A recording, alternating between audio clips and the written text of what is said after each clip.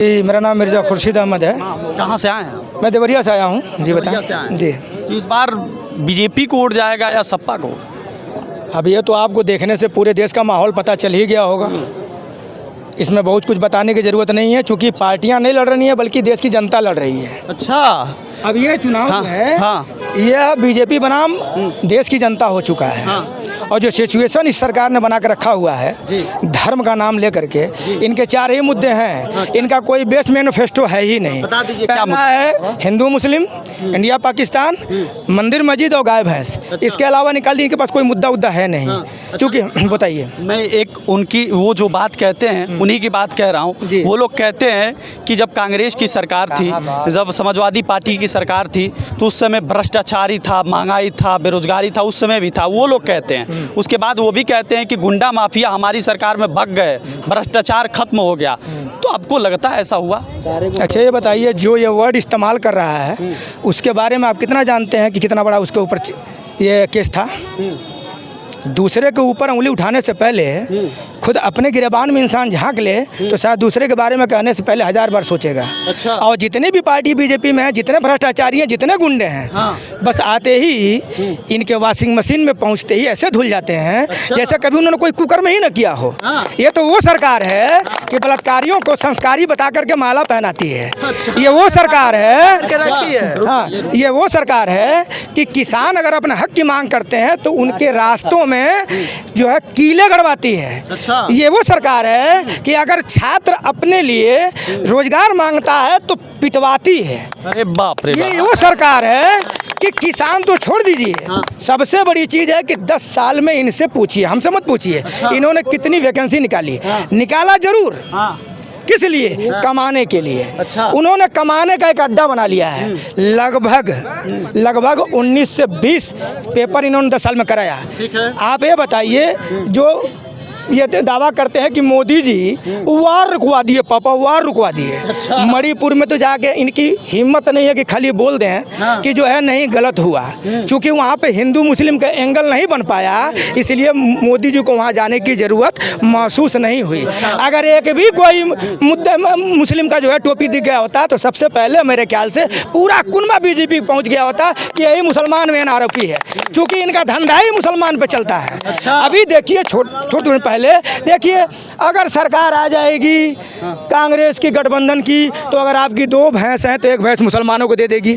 मतलब अब यही काम रह गया है। और यही वजह है भाई साहब कि इनके ज्यादतियों को से मुसलमान गाय भैंस पालना ही छोड़ दिया। क्योंकि अगर कभी कोई मुसलमान गाय भैंस लेकर रास्ते में जाता भी है तो इनके गुर्गे ये कह करके उनको पीट के मार देते हैं कि ये गौकशी करने के लिए ले जा रहा है। तो इसका हालत ये बना दिया कि गाय पालना मुसलमानों ने एक तरह से छोड़ दिया। गाय पालना छोड़ दिया। क्योंकि कहीं गलती से बीमारी से भी मर गई तो अभी ये पहुंच जाएंगे लेकर के किसने जहर खा के जहर दे के मार दिया। क्योंकि कौन लोग कहते हैं? भाई कौन कहते हैं ये बताइए।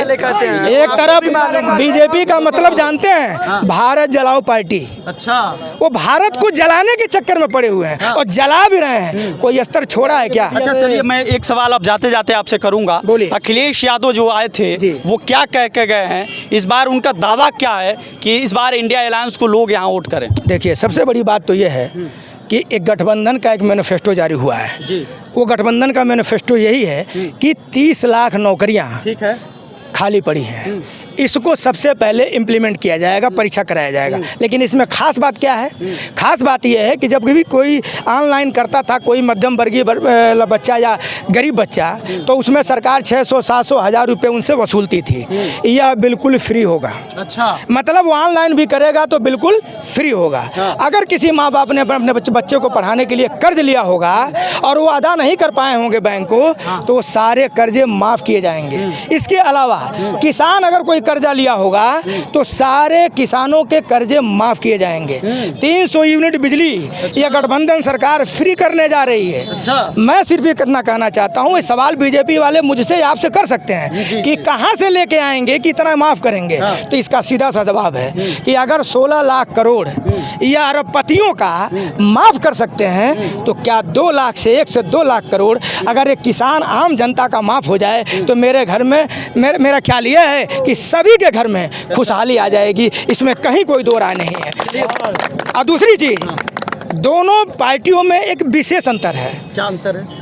बीजेपी गरीबों से जो है टैक्स ले करके, गरीबों से वसूल करके, गरीबों से जो है उनका खून चूस चूस करके अपने अमीर दोस्तों का कर्जा माफ़ करती रही है। लेकिन कांग्रेस ने जो है उद्योगपतियों से पैसा लेकर के, अन्य तरीकों से पैसा लेकर के किसानों और बेरोजगारों का कर्जा माफ़ करती रही है। ये आज नहीं, 72,000 करोड़ का, जबकि सरकार भी यहाँ नहीं थी, जब केंद्र में डॉक्टर मनमोहन सिंह थे। तो आपको मालूम है कि यहाँ माननीय अखिलेश यादव की सरकार थी, समाजवादी की सरकार थी। लेकिन फिर भी जब माफ़ करने की बात आई तो उन्होंने 72,000 करोड़ माफ़ किया, और उसमें जाति धर्म पंथ देख के माफ़ नहीं हुआ। यहाँ तो जो है स्कॉलरशिप भी देते हैं, तो यह भी देख के देते हैं कि जात क्या है। ये इनकी मानसिकता इतना स्तर गिरा चुके हैं कि ये बात मतलब आरोप लगा रहे हैं, सही बात नहीं, है? सही है भाई साहब, पिछली बार नहीं हुआ। नहीं हुआ, और स्कॉलरशिप वैसे भी देने वाले हैं भी नहीं, और जिनको थोड़ा बहुत दिए तो बड़ा जो है सोच समझ के दिया गया। ठीक है ना? ये कौन सी सरकार है? चूँकि आपका बाइट बहुत लंबा चल गया, आपकी बाइट चलाई जाएगी। क्या नाम है चाचा आपका?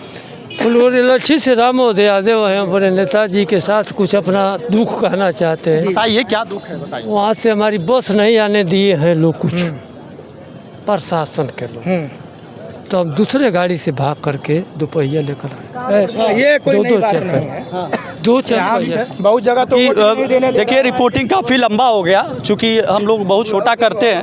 वैसे देखिए आज ममता केसरी पर देख रहे हैं हमें, चूँकि हमें टीवी समाचार पे अक्सर देखते रहते हैं। चूँकि आज ममता केसरी के पीछे जो हमारे ओनर हैं दिलीप कुमार जी, वही कैमरा पकड़े हैं। चूँकि देखिए वैसे खबर इस पर भी दिखाते रहेंगे, बने रहिएगा ममता केसरी पर। तब तक ले लेते आपसे अलविदा, देखते रहिए ममता केसरी। नमस्कार।